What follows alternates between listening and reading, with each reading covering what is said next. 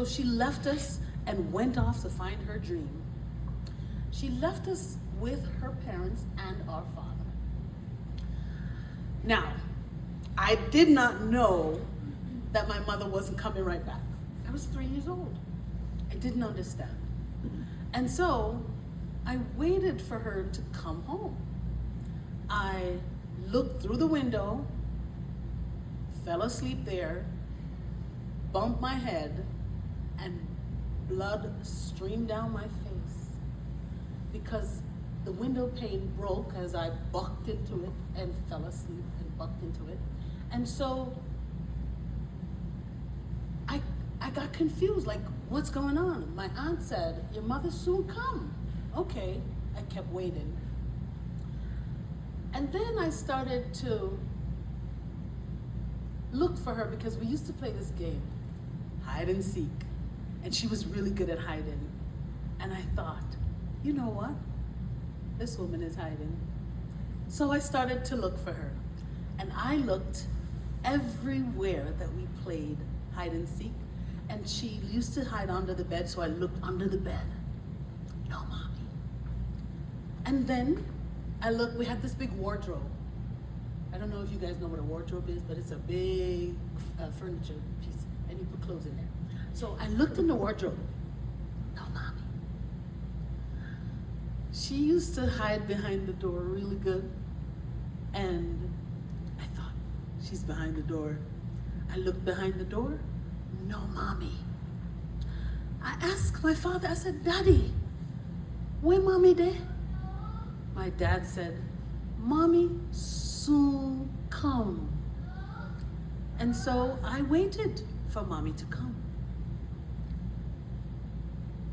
As I waited, I realized mommy's not soon come. Do you guys know any Jamaican except me? Soon come does not mean soon come. It could mean 3 minutes, 3 days, 3 weeks, 3 months.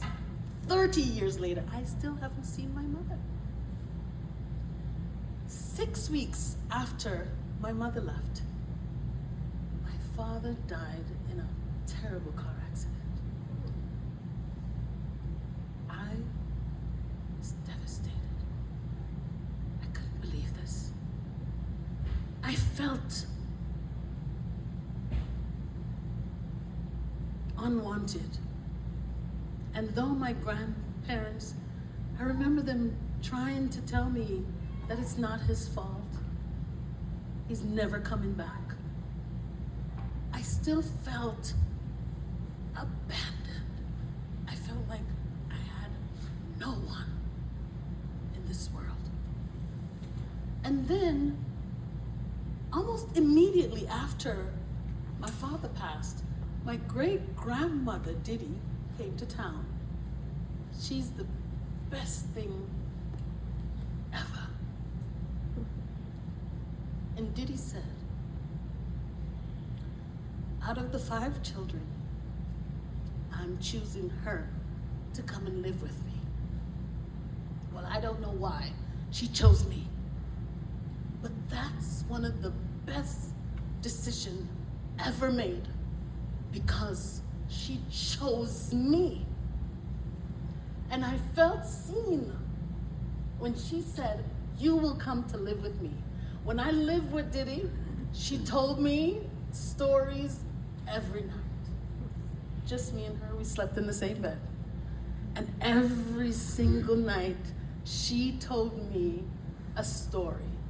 And then she said to make up my own stories. And I made up my own stories. Now, I learned so much from Diddy. I learned to be faithful. I learned to believe in myself. I learned independence because though she was my great-grandmother, she had to go back to work to take care of this little girl. And she worked in the mornings and told me not to leave the house, stay there until she gets back. So I learned to be independent. And I couldn't stay with Diddy too long because she was elderly and forgetful. And some family member with their nosy ass self came over and saw that I was spending a lot of time by myself, and they told on her. And so I was moved to another home. And then I couldn't stay at that house for some other reason, and I moved to another home.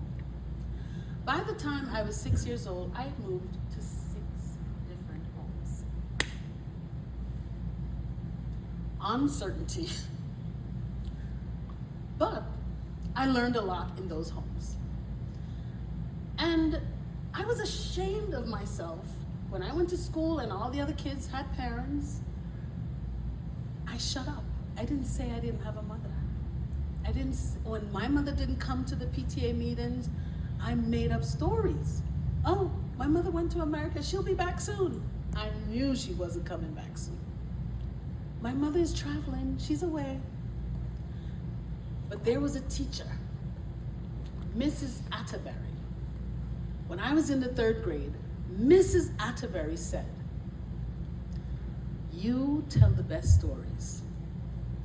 And she told me to write down my stories, and she sent them to the newspaper. There was a children's newspaper in Jamaica called the Children's Own. And she sent them to the newspaper, and they published my work and paid me $3. And I still have those checks today because my aunt never cashed them. So I've been published since the 3rd grade. Now, my love of stories must have come from Diddy